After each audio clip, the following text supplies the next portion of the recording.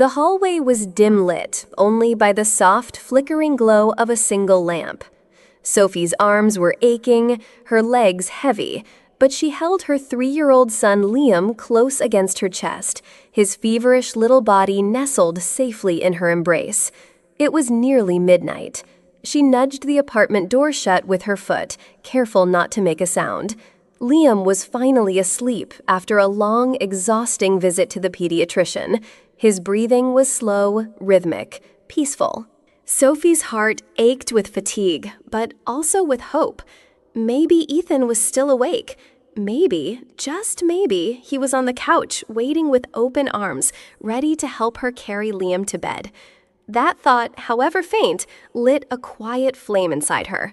It had been a rough day. Diaper blowouts, a high fever, a panicked phone call to the clinic, hours spent in a waiting room with crying toddlers. The kind of day that tests every ounce of a mother's patience. But now, the silence of home wrapped around her like a blanket. The stillness, the safety, the sacred quiet of a space she called hers. Sophie breathed in deeply. She smiled to herself, thinking, maybe I'll find him reading, or scrolling through his phone, or even just watching TV. Just there, present. That's all I need tonight. She tightened her grip on Liam as she walked slowly down the narrow hallway, not knowing that each step was carrying her closer to a truth she was never meant to hear. Then it happened. A low laugh. Familiar, but wrong. Sophie froze in place. It came from the kitchen. Deep, smooth, confident. It was Ethan's laugh. But it wasn't the warm chuckle she remembered from late-night talks or lazy Sunday mornings. No, this one had an edge. It was mocking, private, intimate, and then a whisper. A woman's voice, light, playful, close. Sophie's heart skipped a beat. She leaned slightly toward the hallway wall, her breathing shallow. Her hands tightened around Liam. The house that had just felt safe now felt foreign, off. She listened again. There it was, Ethan's voice, clear as day. "Come on, Emma." Emma? Sophie blinked. Who the hell is Emma? The hallway lamp flickered.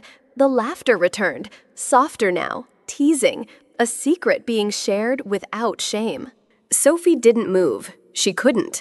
Her legs felt like stone, her stomach twisting into knots. Something inside her whispered, "Don't go any closer," but something louder screamed, "You have to know." And then he said it, just one sentence, but it sliced through Sophie like a blade. "I'm kicking her out tomorrow. You love this place, don't you?" Time stopped. Sophie's lungs forgot how to breathe. Her knees buckled. She braced herself against the wall, still holding Liam like a shield between herself and the nightmare unfolding before her. I'm kicking her out. Her. As if Sophie was a stranger. As if she hadn't built every inch of that home with her own 2 hands and every beat of her heart. "You love this place, don't you?" Said with the kind of flirtatious ease that didn't belong to a married man. Said like Sophie was already gone, already erased. Her eyes burned, her throat tightened. This was real. This wasn't a dream. This wasn't a joke. This was Ethan, the man she once loved, the father of her son, planning her eviction with another woman, and saying it with a smile. Sophie didn't move. She couldn't. The apartment felt like it had grown colder. The air around her tightened, thick and suffocating, like invisible hands pressing on her chest. She clutched Liam tighter, not out of instinct, but survival. Her lips parted, but no sound came out. Her thoughts weren't even forming into words. They were just fragments now, shattered pieces, floating. I'm kicking her out tomorrow. You love this place, don't you? The words echoed again and again, bouncing off the walls of her skull like cruel chants. She was still, motionless, as if frozen in a glass box, watching her own life crumble from the inside. And the worst part? Nobody saw. No one witnessed the exact moment her heart split open. No one heard the sound of a woman realizing that her husband never truly saw her. She stood in that hallway holding her child, drowning in silence. And it was in that silence that Sophie disappeared. Not literally, but emotionally, spiritually. She realized in Ethan's eyes she had already stopped existing a long time ago. Her feet moved before her mind caught up. Sophie turned, cradling Liam close to her chest as she tiptoed down the hallway back toward the nursery. Her legs trembled with each step. Her breath was short, her heartbeat loud, too loud. She didn't dare look toward the kitchen again. She didn't want to hear more. She didn't need to. That one sentence from Ethan had already cut deep enough.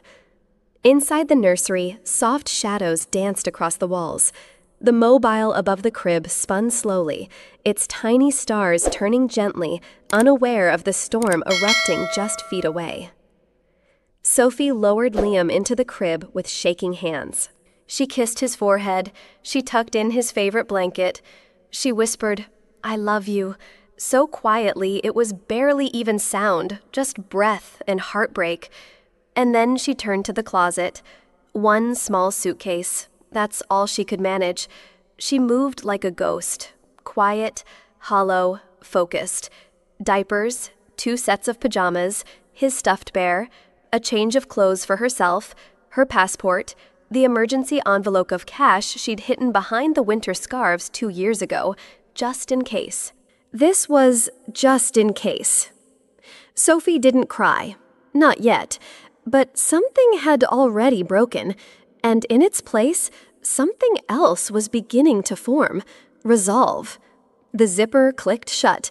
The suitcase was packed. Sophie stood by the nursery door, her hand still resting on the handle. She stared at Liam, asleep in the crib, his little chest rising and falling like nothing in the world had changed. But everything had. Her fingers trembled as she reached into her back pocket, pulled out her phone, and stared at the screen. It was nearly 1 a.m. There was only one name she could call. Mia. Best friend, college roommate, loyal to a fault, and, by some divine stroke of fate, a damn good attorney. She tapped the contact. The phone rang once, twice, 3 times. Sophie's pulse hammered in her ears. Finally, a groggy voice answered. "Hello?" "Mia," Sophie whispered, her voice raw, barely there. There was a pause, a breath. Then, "Sophie, are you okay?" That question, "Are you okay?" was all it took. Sophie choked on her first sob, then another, and another, until her knees buckled and she slid down the wall phone pressed to her cheek like it was oxygen. "I need help," she said, and she meant it in every way. The door clicked shut behind her, but to Sophie, it felt like a final slam. She didn't look back. One arm held Liam tight against her body, the other gripped the suitcase handle like a lifeline. The hallway outside her apartment was cold and quiet, but every second felt electric, like the calm before a gunshot. She moved fast, heart thundering, down the stairs, across the empty parking lot, eyes flicking to the windows. Was that curtain moving? Was Ethan still in the kitchen? She didn't know. She didn't care. She couldn't afford to care. Just get to the street. Just get in the car. Just go. Headlights cut through the fog. The taxi pulled up, tires humming against the pavement. She opened the door, slid in, pulled Liam close. The driver didn't ask questions. He didn't need to. As they drove off, yellow streetlights flashed across her face, like memories she was trying to forget. Her reflection in the window looked like a stranger, tired, pale, broken, but not defeated. Not anymore. And still, the question buzzed at the back of her mind. Did he see me leave? The taxi rolled to a stop. Sophie didn't wait for the driver to open the door. She stepped out, suitcase in hand, Liam still asleep on her shoulder, his small hand clutching a corner of her hoodie. It was almost 2 a.m., and Mia was already there. She stood at the front door in slippers and a hoodie, eyes wide, heart clearly racing. No questions, no hesitation, just open arms. Sophie walked straight into her embrace. It wasn't dramatic, it wasn't loud, it was safe. Mia didn't ask what happened. She didn't need to. Her hug said everything. I've got you. They moved inside quietly. Mia led Sophie to the guest room, pulled back the covers, helped her lay Liam down. The little boy stirred, whimpered, then nestled into the pillow. Peaceful again. Next tea. Not just any tea. Chamomile. The same kind they used to drink during college finals. The kind that meant, breathe. You're safe now. Mia poured 2 cups. One for Sophie, one for the broken pieces inside her. The scent of warmth and lavender filled the small kitchen. And for the first time in hours, Sophie felt like she could breathe again. The tea had gone lukewarm, but neither of them noticed. Sophie sat at the kitchen table, both hands wrapped around the mug like it was the only thing keeping her grounded. Her eyes were red not from crying, but from holding it all in for far too long. Mia sat across from her, silent, waiting. And then Sophie spoke. She told her everything. The laugh in the kitchen, the woman's voice, the name Emma, the sentence that shattered her, I'm kicking her out tomorrow. She recited Ethan's words like they were carved into her skin. She's dull. She's stuck in mom mode. No spark. I'm done with it. Mia's hands tightened into fists. Sophie didn't cry. Not yet. But her voice cracked. Her lips trembled. I was standing there, holding Liam, and he said those things like I didn't even exist. Mia leaned forward, eyes fierce, jaw clenched. He said what? Sophie nodded, and finally the first tear fell. One tear, then another, then a flood. Her shoulders shook, her breath hitched, the dam finally broke. Mia got up, walked over, and knelt beside her. You listen to me, she said quietly, but with fire behind every word. He doesn't get to define you. Not now, not ever. And across millions of screens, viewers clenched their fists too, because this wasn't just Sophie's pain, it was theirs too. They sat in silence for a while. The only sound was the soft ticking of the kitchen clock, and Sophie's thoughts screaming quietly inside her. She stared down at her tea untouched. The steam was gone, much like the version of herself she once recognized. Then, barely above a whisper, she spoke. Why is being a mom the same as being invisible? Why does staying home suddenly make me less? Why do they act like I've done nothing? Her voice cracked. Do they think I chose to give up my career, my body, my sleep, my time? I didn't choose to lose myself. I chose to raise my son. She looked at Mia. Her eyes were pleading, but also defiant. So why? Why does that make me useless? Mia didn't answer right away, because there was no easy answer. But the truth hung there between them, and in the hearts of millions of women watching, motherhood isn't weakness. It's work, it's sacrifice, it's strength that no one claps for until it's gone. And Sophie, she wasn't weak, she wasn't broken, she was just unrecognized, until now. The locksmith arrived just before noon. An old man with silver hair and a beat-up toolbox. He didn't ask questions. Mia had already briefed him. Sophie stood by the door, holding Liam on her hip, watching as the man knelt down and removed the old lock Ethan's keyhole, the one that used to mean safety, the one he planned to use to walk in and throw her out. Now it was gone. Click by click, screw by screw, the past was being uninstalled, and something new was taking its place. When the man stood up and handed her a brand new set of keys, Sophie stared at them for a moment. Her hand shook just slightly. But her eyes were steady. It's done, the locksmith said, wiping his hands. No, Sophie thought, it's just beginning. She closed her fingers around the keys, feeling their cold weight in her palm. And in that moment, they were more than metal. They were power, proof, a quiet declaration that said, I am not afraid anymore. She didn't say goodbye to the locksmith. She didn't have to. She simply shut the door. And this time, when the lock clicked behind her, it was hers. The keys were barely warm in Sophie's hand when Mia set a yellow notepad on the kitchen table. "Now," she said, "let's get to work." Mia had switched gears, from best friend to attorney, sharp, focused, unshakable. Sophie sat across from her, still holding Liam on her lap, his little hand wrapped around her thumb. "I don't even know where to start," Sophie whispered. "That's okay," Mia replied. "I do." She started sketching out the plan. Bullet points, legal phrases. A map of empowerment. File for divorce. Seek full custody of Liam. Request alimony. Sue for emotional distress. Secure the apartment. Protect your parental rights. Document everything. "Ethan wants a clean exit," Mia said, her voice like steel. "We'll make sure it costs him." Sophie blinked. Was this really happening? For months, maybe years, she'd felt powerless, like her life was dictated by someone else. But now, she had a pen and a plan. And someone who refused to let her go quietly. "This won't be easy," Mia added softer now, "but we'll do it step by step, and you won't be alone." Sophie nodded.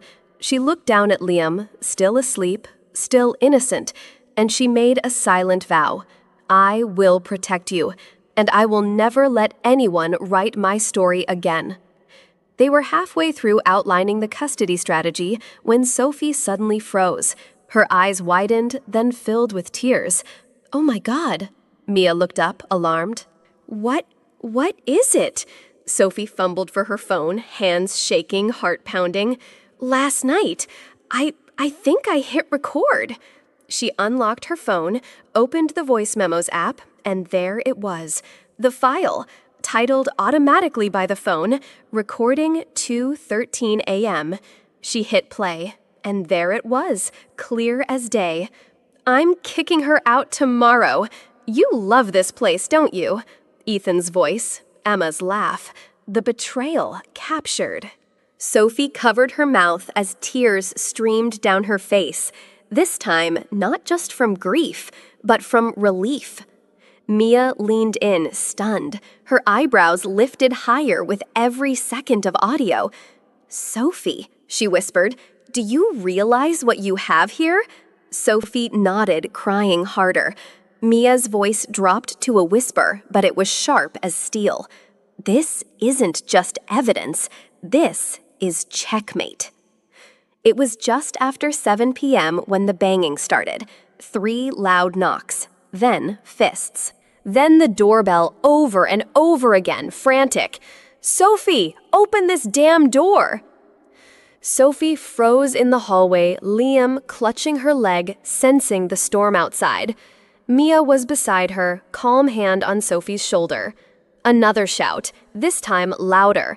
"You changed the locks! What the hell is wrong with you? I live here!" Sophie took a deep breath, stepped forward. Her voice was quiet, but it cut through the door like a blade.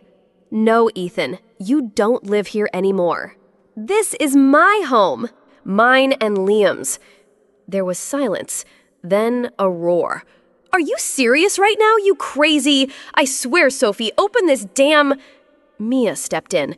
"You're yelling in front of a child, Ethan. That's already strike 1 in family court." More pounding. Then the threat. "I'm calling the cops." "Do it," Mia replied, arms crossed. "Please." And he did. The minutes dragged. Sophie stood still, Liam clinging to her side, heart pounding in her ears. Then, flashing red and blue. 2 officers. They listened, reviewed the lease, read the names on the ownership papers, and then looked Ethan in the eye. "Sir, this is a civil matter. She has legal right to be here. If you want possession, you'll need to go through the court system." Ethan's face turned pale, and for the first time in this story, he was the one outside, and Sophie was the one who closed the door. 2 officers stood between Ethan and the front door. Their flashlights flicked over IDs, a lease agreement, and a copy of the property title Mia had printed and handed to Sophie that morning. Ethan's voice was loud, erratic. "She locked me out. That's my apartment. That's my son in there." Mia stayed calm. Sophie stood back, arms wrapped around Liam, who had begun to cry quietly. One officer turned to Ethan. "Sir, this is clearly a domestic civil dispute." "What the hell does that mean?" "It means," the officer continued, "you are not being evicted illegally. She has legal rights to the residence. Her name is on the lease, and she's the child's mother. You need to resolve this in family court." Ethan's mouth opened, then shut. The second officer stepped forward, voice firm. "We're not here to remove her. We're not here to take sides. But unless there's an active court order, you have no grounds to force her out." Silence fell like a stone. Sophie stared straight at Ethan through the peephole, not scared, not angry, just done. The courtroom was cold, quiet, tense. Sophie sat on one side, Liam in the care of a court-appointed counselor nearby. Mia was beside her legal brief in hand, composed but razor-sharp. Ethan sat across the aisle alone. No lawyer, no Emma, just ego and panic. The judge, a stern, silver-haired woman with eyes like stone, called the case forward. And then Mia stood up. "Your Honor, we would like to submit an audio file into evidence." The judge raised an eyebrow. "Proceed." Mia clicked play, and then the room changed. "I'm kicking her out tomorrow. You love this place, don't you? She's dull. She's lost herself. I'm done with it." Ethan's voice, smug, cruel, unfiltered, echoed across the wood-paneled walls. Gasps, murmurs. One bailiff shook his head. Sophie didn't look at Ethan. She didn't need to, because Ethan was frozen, jaw clenched, hands gripping the table, face pale like someone who just watched his mask fall off in front of everyone. The judge's eyes narrowed. Let the record reflect that the defendant planned to evict the plaintiff and their child under deceitful pretenses while engaged in an extramarital affair. Then she added, almost coldly, "And this woman, Emma, is she present in the court today?" Silence. Ethan looked around. Emma was gone. She hadn't even shown up. She'd left him. Once she realized he had nothing left to offer. No home, no money, no reputation. And in that moment, the power shifted completely. Sophie didn't need to gloat. She just breathed. And across every screen where this story was watched, audiences roared. Not because she won, but because truth spoke for her. The apartment looked the same. Same furniture, same baby blue crib, same coffee stain on the rug from 2 winters ago. But everything had changed, because Sophie had changed. She no longer tiptoed through the hallways, afraid to disturb Ethan's mood. She no longer woke up crying at 3 a.m., wondering what she did wrong. She no longer whispered to herself, "Maybe if I just try harder." Now she spoke out loud. "I'm enough." After the court ruling, Sophie stayed in the apartment with full custody of Liam and a small but steady amount of alimony. The silence, once so heavy, now felt like peace. At night, after Liam went to sleep, she sat at the kitchen table not to cry, but to learn. Marketing 101, social media strategy, brand storytelling, SEO content funnels, email campaigns. The glow of her laptop lit her face like firelight. And behind every click was purpose. She was building something, not just a career, but herself. She wasn't just someone's wife anymore. She wasn't just Liam's mom. She was Sophie. She had dreams again. She had a voice. And for the first time in a very long time, she was finally listening to it. Jake wasn't dramatic. He didn't sweep in with flowers and promises. He didn't try to fix Sophie. He didn't ask her to smile more. He just showed up, again and again. At the marketing agency where Sophie eventually landed her first freelance gig, Jake was the guy who brought 2 cups of coffee, even if no one asked. The kind of person who remembered how you took your tea. Who noticed when you were quiet, but never demanded an explanation. He was kind, without an agenda. He complimented her work, not her lipstick. He offered feedback, not flattery. He listened, truly listened, when she spoke. "You know," he said one afternoon as they waited by the printer, "you have a real eye for story. You ever consider leading a campaign?" Sophie blinked. That was the first time in years someone had suggested she lead anything. Not follow, not support, not hold the fort. "I'm not sure I'm ready," she said. Jake smiled, soft and simple. "Maybe not today, but someday soon." He didn't need her to be anyone but herself, and for the first time, being herself felt like enough. For years, Sophie lived inside someone else's dream, Ethan's dream, the dream of a picture-perfect wife, quiet, obedient, presentable.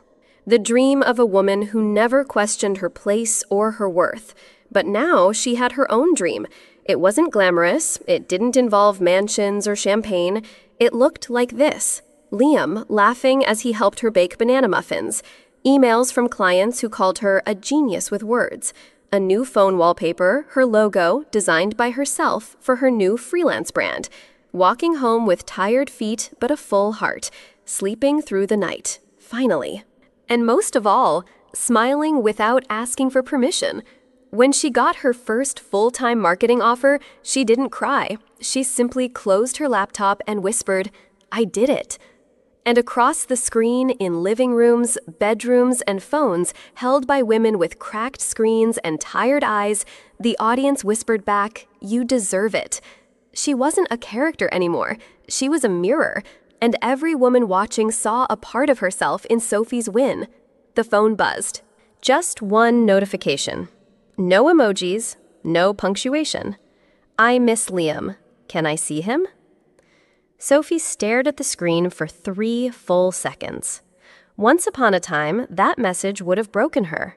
It would have opened the floodgates, tears, doubt, guilt. But now, she felt nothing but air. Stillness, peace.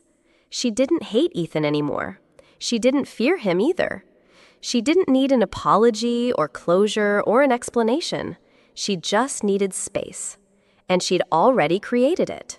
Her thumb hovered for a moment. Then, click. Block. No drama, no second thoughts. Because sometimes strength isn't loud. Sometimes it's just quiet certainty in a single tap. The city below shimmered 1,000 tiny lights blinking like stars that never quite made it to the sky. Sophie stood barefoot on the balcony, a soft breeze brushing her hair. Liam slept peacefully in her arms, his tiny breaths warm against her neck. She wasn't thinking about the past, not about Ethan, not about pain, just this moment. Her heart wasn't empty, it was full. Not because someone filled it, but because she did. Behind her, the sliding door opened. Jake stepped out, holding a small bouquet of wildflowers. Not roses, not grand gestures, just flowers. Like him, simple, honest, kind. He didn't say anything. He just stood beside her, and she smiled. Not because she needed to be loved, but because she already loved herself. "It's beautiful out here," he whispered. "It is," she said, her voice steady.